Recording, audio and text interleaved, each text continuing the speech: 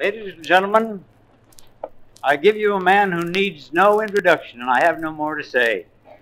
Admiral Halsey. Thank you very much. In all humility, I accept the very grand reception you've given me, as I know it's intended to be, as a representative, one of many representatives, and one of many leaders of the finest men in the world, the American fighting men on all fronts. They deserve everything you can give them. I know in this audience tonight there are many men and women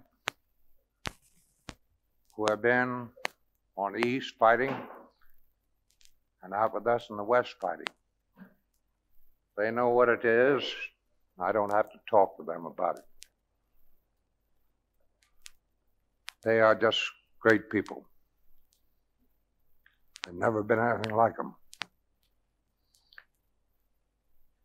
They said the American youth, when I say American youth, I refer to both sexes, was soft before this war. They said the colleges had ruined them.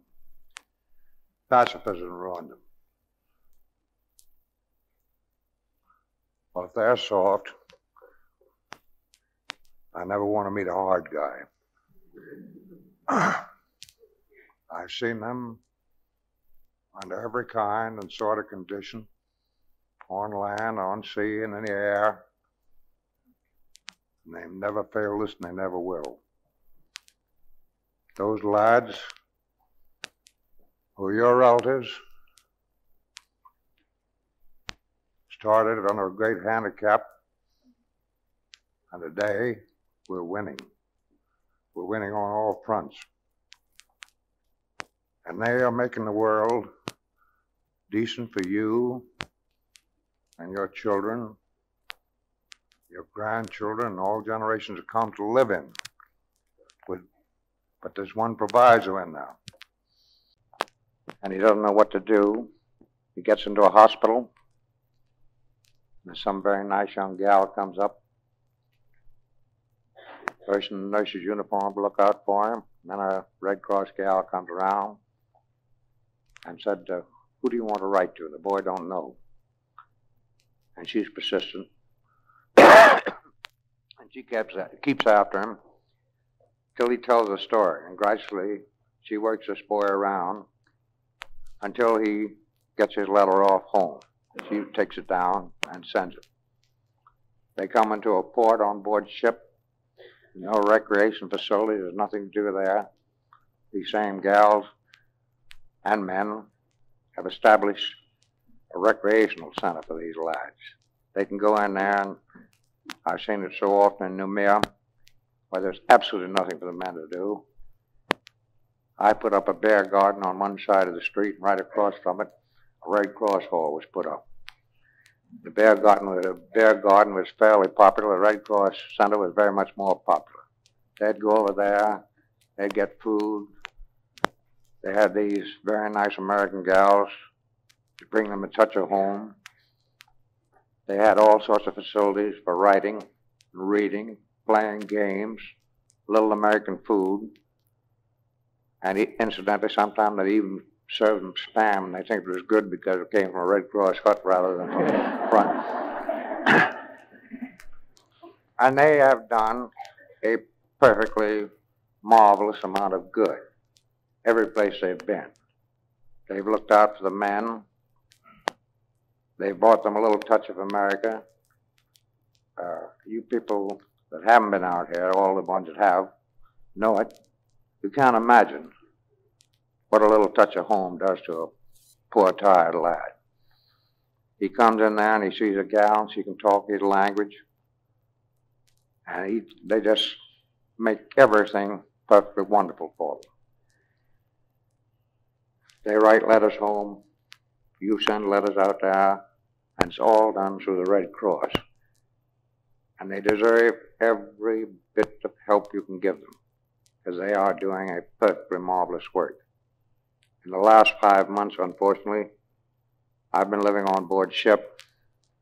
I say living on board ship, I mean it. I was looking over the record the other day. One period of 87 days, we had 6 days in port. Of course, we can't have Red Cross gals there. I don't know why they don't build ships where we can have them, but they don't. But I've seen them when we got into a place where there's any place to come. And it's just marvelous what they do. I've seen these boys come in from burn, legs going, arms going, all sorts of things. The doctors do marvelous things to them. The hospital corpsman gives them every attention they can, yet the nurse will come along. She doesn't do anything except just put a hand on that lad. It's mother, sister, wife, something like that. And those gals that are out there are doing something that's just too splendid for words. And as I say again, you can't give them enough support. There's one little thing I would like to bring up that most of you probably realize, but from the number of messages we get, some that don't.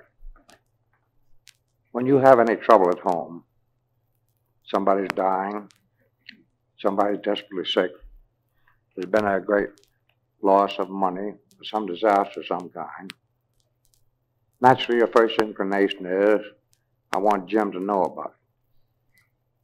Without thinking, you get a message out to Jim. Dad is seriously ill. Dad is dying. Jim is just going into combat.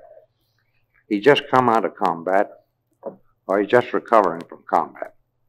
There's no possible way for Jim to do anything in the world about it. He can't get home. He can't get a message back. He's had worries enough killing Japs or killing Huns,